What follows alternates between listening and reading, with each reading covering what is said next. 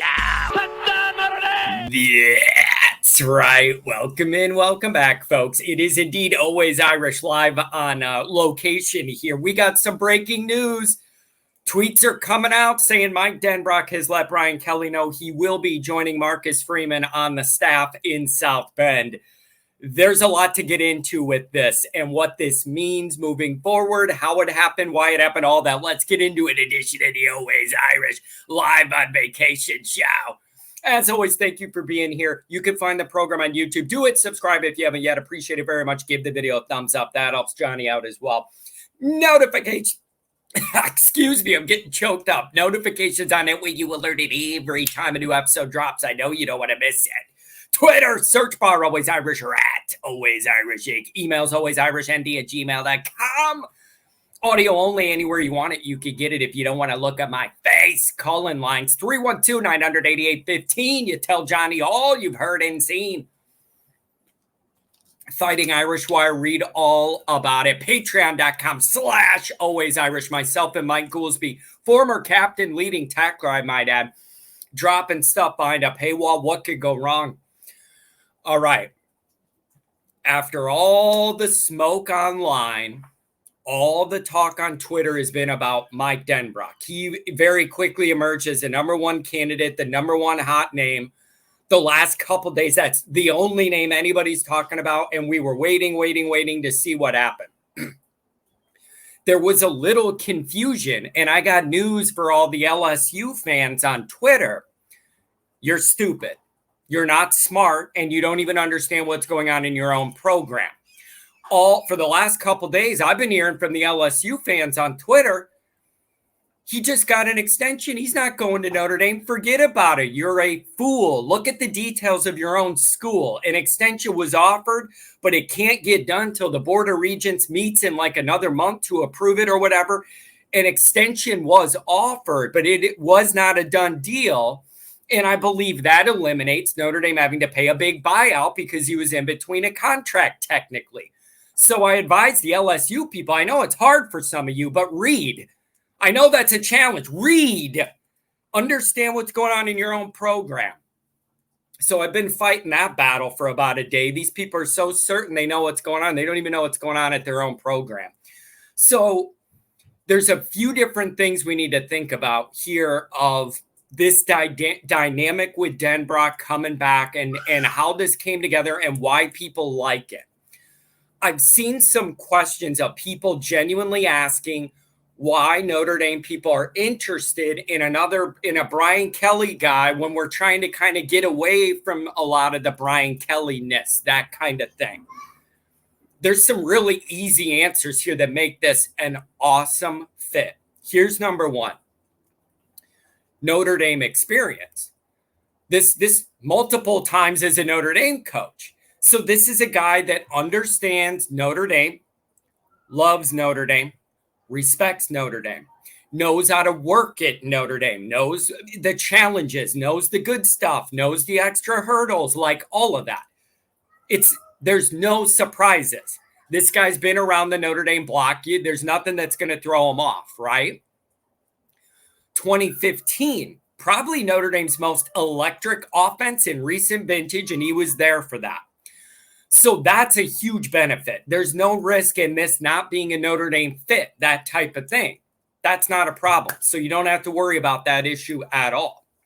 Number two, experience in general, doing the job, not just at Notre Dame. So that was the number one knock of Parker, was that you got a head coach learning on the fly, you got an OC learning on the fly, and that's a lot to ask. So having all that experience gives Freeman his Al Golden on offense. It's beautiful. So, and you have the tight end piece of this with Denbrock, which is helpful because Parker was a tight end guy too. So you have some tight end coverage there as well. But this is a good dynamic that now you have that old head Al on defense that everybody trusts and he knows what he's doing. And now you'll have Denbrock on the offense who's been around the block and knows what he's doing. That is stability that Marcus Freeman needs, and it's going to help him a lot. Here's the other part of this. This is great. The other part of this is both of these guys now are older. And if Al Golden stays the way that it sounds like he's going to stay at Notre Dame, he ain't looking to bounce out for another head job. Probably already could have done that. I think he was even asked about the Syracuse job and said, no, thanks. So you have that guy that's not looking to just parlay Notre Dame into the next thing, be there for one good year and then leave. With Denbrock, you have the same dynamic. That's an older guy. Neither of these guys want to be the star. They're totally fine doing their part, having their part be good and letting Marcus be the head guy. They don't need that. They're not those type of guys. Me, and then parlay it or whatever. These guys are not like that. They're going to do their part and make Freeman look good and free him up to do all the bigger picture stuff. That is important. You got these two old heads now with all this experience. Nothing's going to surprise them. That is comforting. It's got to be for Freeman and for all of us too. Here's the next thing. Denbrock's coming off a great year. LSU's offense was number 1 in the country in scoring, and they produced a Heisman Trophy guy. That's a really good year. Denbrock's got to be feeling good about what he's drawing up and everything. And I know the talent's not the same and all. I'm just saying he's coming off an epic year. And I would be remiss if I didn't add this at the end. Another reason Notre Dame fans like this, I'm putting it at the end because it can't be more important than these other key things. There's a little bit of sticking it to Brian Kelly on this. There is. Let's all be honest about it, starting with me first and foremost. It is funny, like electric offense, Heisman winner, all that stuff, and he wants to leave LSU. That dynamic makes Notre Dame fans really happy. It's the least important of all these, but it's on the list that you're going to be able to be like, you have this electric, great offense, and the guy wants to get out of here. Make it make sense, Brian. Maybe he just doesn't want to be by you. And so that is an interesting angle to this as well. And I'm having fun with the LSU people. These people, they just don't get it. This guy will never leave. It's a downgrade to go to Notre Dame. The buyout's too much. They're not understanding. They're just not understanding any of how this works. So the sticking it to Brian Kelly and the LSU stuff is a part of it. I know I'm enjoying the hell out of it. Those LSU people went from a few days ago. There's no way he would leave LSU for Notre Dame. That's a downgrade. The money's too much. Like, no one would do that. It's not going to happen. All this stuff. And then last night, when they thought it was going to happen, then they're tweeting, we don't need him after all. He wasn't that good. We'll get the next guy in here. No big deal. It's wild to me how a couple days changed their whole tune. It went from this is not going to happen. LSU's a clear upgrade from Notre Dame. Nobody would do this. And then last night, the same people are tweeting, we don't need him after all. We'll promote somebody else, whatever. It's the greatest transition I've ever seen in like a day. It's beautiful. And then here's the final part of this. The final part of this is good job by Notre Dame's administration. I don't know the numbers yet. Really good job. Like, they owed it to Freeman after last year's fiasco to flip this and get it right and do everything you could to support Freeman and give him his number 1 guy. They did that. They did that.